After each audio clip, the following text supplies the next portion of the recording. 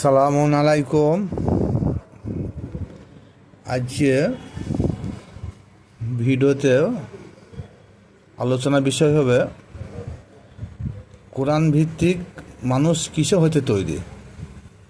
কিছু বাউল পীর ফকির বলছে পানি হতে তৈরি, কে বলছে বীর্য হতে তৈরি, কে বলছে শুক্র হতে তৈরি, আবার কোরআন ভিত্তিক কেউ বলছে মাটি হতে তৈরি, কেউ বলছে পোড়া মাটি হতে তৈরি, কেউ বলছে দুর্গন্ধ মাটি হতে তৈরি।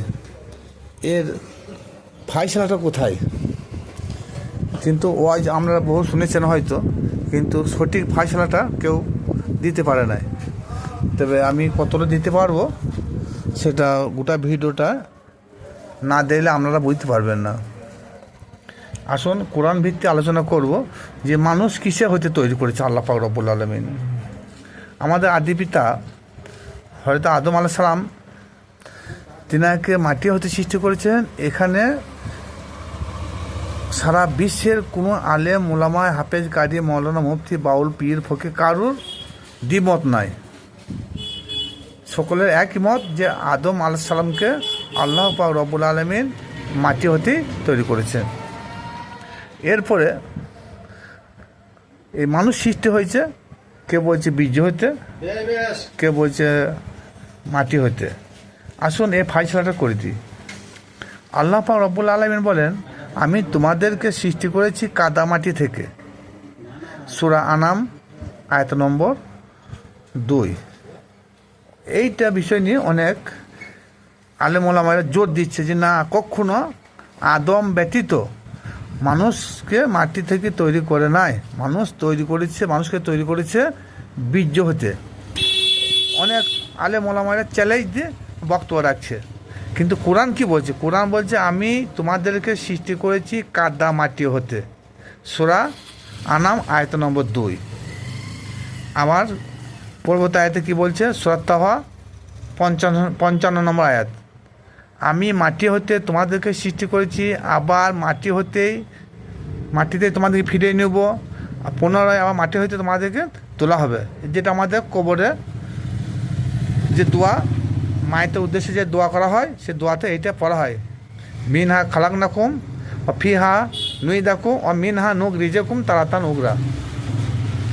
এই দোয়াটা পড়া হয়। এটা সূরা তাহা আয়াত নম্বর 55। তাহলে এখানেও আল্লাহ পাক প্রমাণ দিচ্ছে যে তোমাদেরকে মাটি হতে তোমাদের সৃষ্টি করেছি, বা মাটিতেই তোমাদেরকে আবার ফিরিয়ে নেব, বা মাটি হতে একদিন হাসরের মাঠে উত্থাপন করা হবে। আবার সূরা হিজর আয়াত নম্বর 26। এই আয়াতে আল্লাহ পাক রব্বুল আলামিন বলেছেন, অবশ্যই আমি মানুষকে সৃষ্টি করেছি শুকনো ঠনঠনে কালচে কাদামাটি হতে। দেখুন এখানেও যে আলেমরা জোর দেয় যে না, আদম ব্যতীত সকল ইনসান বা মানুষ বীর্য হতে তৈরি, এটা ভুল। এখানেও আল্লাহ পাক রব্বুল আলামিন প্রমাণ দিচ্ছে যে না, আমি মানুষকে সৃষ্টি করেছি শুকনো ঠনঠনে কালচে কাদামাটি হতে। সূরা হিজর আয়াত নম্বর 26। আবার পরবর্তী আয়াতে কি বলছে দেখুন, তিনি তোমাদেরকে মাটি হতে উদ্ভূত করেছেন বা উৎপাদন করেছেন। সূরা নূহ আয়াত নম্বর 17। এখানেও মাটির কথা। যদি এখানে তোমাকে বলতো তাই জানতাম না আদম নবীকে বোঝাচ্ছে, কিন্তু তোমাদেরকে বোঝানো হয়েছে সব সময়, বহু বচন। আবার আসুন সূরা হজ আয়াত নম্বর 5। এই আয়াতে আল্লাহ পাক রব্বুল আলামিন বলেছেন, আমি তোমাদেরকে মাটি হতে সৃষ্টি করেছি, তারপর শুক্র বা বীর্য হতে, তারপর আলাক বা জমাট রক্ত হতে তোমাদের সৃষ্টি করেছি। এটা সূরা হজ আয়াত নম্বর 5।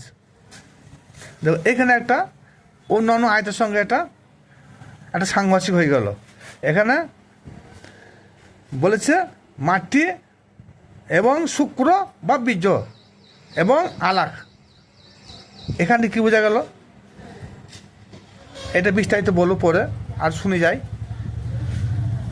যিনি তোমাকে সৃষ্টি করেছে মাটি থেকে, তারপর বীর্য থেকে।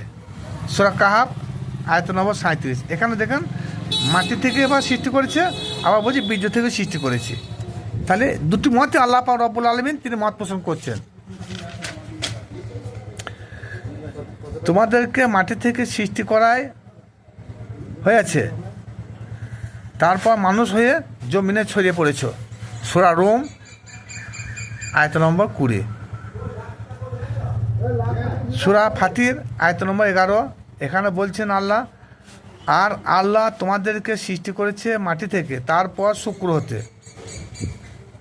তাহলে এখানেও সে মাটি এবং শুক্র প্রথম কিছু আয়াতে উল্লেখ করেছে যে মাটি হইতে সৃষ্টি করেছি। আবার কিছু কিছু আয়াতে বললেন আল্লাহ যে মাটি প্লাস শুক্র বা বীর্য একসঙ্গে যৌথ করে দিল। সূরা মুমিন আয়াত নম্বর 67। এই আয়াতে আল্লাহ পাক রব্বুল আলামিন বলেন, তিনি তোমাদেরকে সৃষ্টি করেছেন তারপর শুক্রবিন্দু ও আলাক হতে। তিনি তোমাদের সৃষ্টি করেছে মাটি হতে, তারপর শুক্র বা বিন্দু হতে বা আলাক হতে, তারপর শিশু রূপে তোমাদেরকে মাতৃগর্ভ হতে বের করেছেন। কাদা মাটি থেকে তিনি মানুষকে সৃষ্টি করেছেন। সূরা সাজদা 7 নম্বর আয়াত। এই আয়াতে বীর্য বা শুক্র কথা উল্লেখ নাই।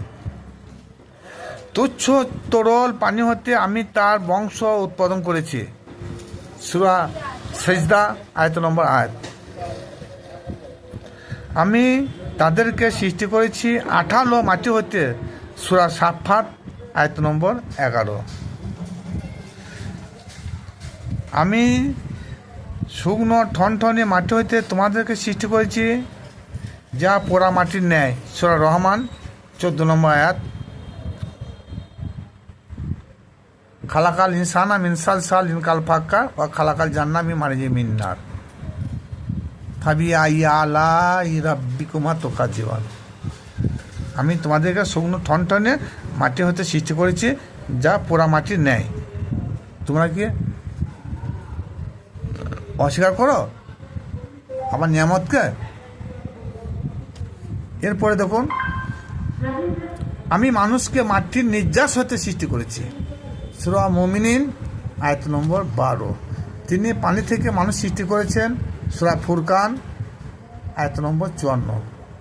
এবার আসুন, আমাদের মধ্যে যারা ঝামেলা পাকায় তারা বেশিরভাগ ব্যবসা করার জন্যে একটা আলেম এক রকম বলছে, বাউল ফকে একরকম বলছে, পীর মুর্শিদরা একরকম বলছে। আমার আলেমদের মধ্যে কে বলছে আমি জামাতি, কে বলছে তবলিগি, কে বলছে ফুরফুরা, কে বলছে সুন্নি। এরা এক রকম বলছে। কোরআন কি বললো কেউ বিস্তারিতভাবে বিশ্লেষণ করলো না। যারা বলেন যে না, মাটি হতে আদম সন্তান তৈরি নয়, একমাত্র মাটি হতে আদমকেই সৃষ্টি করা হয়েছে, তাদের জ্ঞান বুদ্ধি একেবারে বর্বরতা। হ্যাঁ, কারণ তারা একবারও চিন্তা ভাবনা করে না যে কখনো আল্লাহ পাক রব্বুল আলামিন বলেছেন যে মাটি হইতে, মাটির নির্যাস হইতে, কখনো বলেছে আমি পানি হইতে। এই ভাবার্থটা কি? আল্লাহ পাক রব্বুল আলামিন তো বলেন নাই যে আমি মাটি হতেই তৈরি করেছি, অন্য কিছু দিয়ে তৈরি করি নাই। কিন্তু কখনো বলেছে শুক্র হতে, কখনো বীর্য হতে, কখনো কাদা মাটি হতে। আসুন, এই সঠিক তত্ত্বটা আমি আপনার সম্মুখে তুলে ধরছি। এই সঠিক তত্ত্ব হলো যে সূরাগুলায় আল্লাহ পাক রব্বুল আলামিন বলেছেন যে আমি তোমাদেরকে মাটি হতে সৃষ্টি করেছি, এটাও ঠিক। যে সূরাতে আল্লাহ পাক রব্বুল আলামিন বলেছেন আমি তোমাদেরকে 2 ফোঁটা লাফিয়ে পড়া পানি থেকে জঘন্য দুর্গন্ধ পানি হতে সৃষ্টি করেছি, সেটাও ঠিক। আবার যে সূরাতে আল্লাহ পাক রব্বুল আলামিন বলেছেন আমি মাটির নির্যাস হতে তোমাদের সৃষ্টি করেছি, সেটাও ঠিক। আবার কোনো আয়াতে বলেছে আমি তোমাদের পানি হতে সৃষ্টি করেছি, সেটাও ঠিক। যে আয়াতে বলেছে পানি হতে সৃষ্টি, এখানে কোন পানি? এখানে বাহ্যিক জগতে কোনো পানির কথা উল্লেখ নয়। ডাবের পানি, কলের পানি, সমুদ্রের পানি, পুকুরের পানি, কোনো পানির কথা এখানে উল্লেখ নয়। এখানে পানি বলতে বীর্য পানিকে বোঝানো হয়েছে।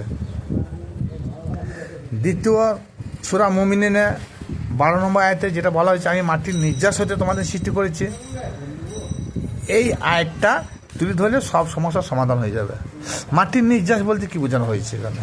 মাটির নির্যাস বা মাটির রস হতে তোমাদের সৃষ্টি করেছে। মাটির রস হতে কি মানুষ তৈরি হয়? ভুল ধারণা। আসুন, যারা বিশ্বাস করে যে মানুষ মাটি নয় বীর্য হতে তৈরি, তাদেরকে বলছি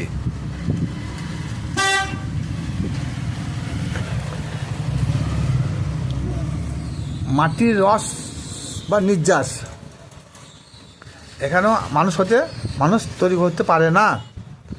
এর হকিকতটা বলে দিচ্ছি। আমরা যারা বিশ্বাস করি যে বীর্য হতে আলাক হতে এই মানুষের সৃষ্টি, এটাও ঠিক।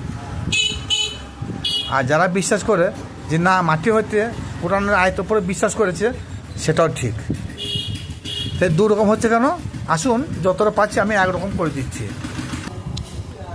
পার্থিব জগতে যত রকমের খাদ্যদ্রব্য থাক না কেন, গাই দুধ থেকে শুরু করে ফলমূল থেকে ভাত মুড়ি থেকে, এর উৎপত্তি স্থলটা কোথায় আমাদেরকে জানতে হবে।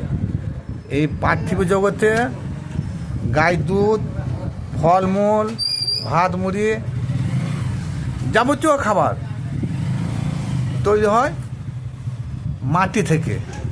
যদি বলেন গাই দুধ, একটা গাই সে খড় খাচ্ছে, ঘাস খাচ্ছে, পাতা খাচ্ছে, ভুসি খাচ্ছে, সেগুলো মাটি থেকে তৈরি। তাইলে দুধটাও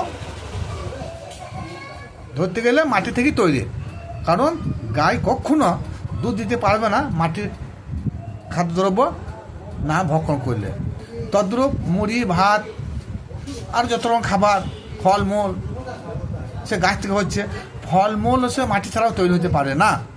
তাহলে যেখানে আল্লাহ পাক রব্বুল আলামিন বলেছেন যে মাটি হইতে, তাহলে প্রথম কথা হচ্ছে আমাদেরকে ভাবতে হবে যে আমাদের শরীরের মধ্যে যে বীর্য আছে, সেই বীর্য থেকে যেসব আলেমরা বলে যে বীর্য হইতে মানুষ তৈরি, এটা মেনে নিলাম। কিন্তু বীর্য কোথা থেকে এলো ভাবতে হবে। বীর্য তৈরি হয়েছে রক্ত হইতে, শ্বেতকণিকা, লোহিত কণিকা সংমিশ্রণে বীর্য উৎপন্ন হয়। আচ্ছা, এবার রক্ত উৎপন্ন হয় কোথা থেকে? খাদ্যদ্রব্য, বিভিন্ন প্রকার খাদ্যদ্রব্য হতে আমাদের শরীরে রক্ত তৈরি হয়, আর সেই রক্ত হয়ে আমাদের বীর্য তৈরি হয়। আর সেই বিভিন্ন রকম খাদ্যদ্রব্য কোথায় তৈরি হয়? মাটি থেকে তৈরি হয়। ওই জন্য আল্লাহ পাক রব্বুল আলামিন বলেছেন, কখনো বলেছে মাটি হতে তোমাদের তৈরি করেছি, কখনো বলেছে তোমাদের বীর্য হতে তৈরি করেছি, কখনো বলেছে তোমাদেরকে আমি পানি হতে তৈরি করেছি, কখনো বলেছে 2 ফোঁটা নগণ্য দুর্গন্ধময় পানি তোমাদের সৃষ্টি করেছে। তাহলে যখন নগণ্য দুর্গন্ধময় পানি, সেটাকে বীর্যকে তুলে ধরা হয়েছে। যেখানে বলা হয়েছে মাটির নির্যাস, সেখানে মাটির রস থেকে যেসব খাদ্যদ্রব্য তৈরি হয়েছে, সেই খাদ্যদ্রব্য না খেলে রক্ত তৈরি হবে না, আর রক্ত তৈরি না হলে বীর্য তৈরি হবে না। সুতরাং এক কথায় মানুষ তৈরির মূল ধাপ হলো মাটি। এখানে দ্বিমতের কোনো কারণ নাই। যারা ঝামেলা করে তাদের কোরআন বোঝার কোনো যোগ্যতাই নাই। আল্লাহ পাক রব্বুল আলামিন যেটা বলেছে আমি তোমাদেরকে মাটি হতে তৈরি করেছি, সেটাও ঠিক। যেটা বলেছে নির্যাস হতে তৈরি করেছি, সেটাও ঠিক। যেখানে বলেছে পোড়া মাটি হতে তৈরি, সেটাও ঠিক। ভিডিওটা শুনে যদি ভালো লাগে, আরও ভাইদেরকে বেশি বেশি শেয়ার ও লাইক করবেন। খোদা হাফেজ।